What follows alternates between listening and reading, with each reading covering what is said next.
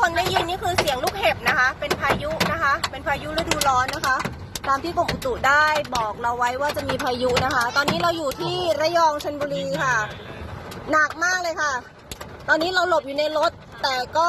มีเสียงลูกเห็บตกลงมาอย่างต่อเนื่องนะคะ จอดรถกันเต็มเลย ใช่ค่ะ ทุกคนจอดรถกันเพราะว่าไม่กล้าขับไปนะคะ ตามริมถนนแต่ว่านี่เราขอมาจอดในโรงปูนอินทรีย์นะคะ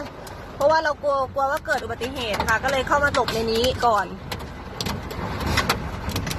แล้วก็ยังมีฝนตกอย่างต่อเนื่องนะคะ แล้วก็มีลูกเห็บตกลงมาอย่างต่อเนื่องลูกใหญ่มากค่ะทุกคน เพราะว่าหลังคาน่าจะฝุ่นแล้วแต่ว่ากระจก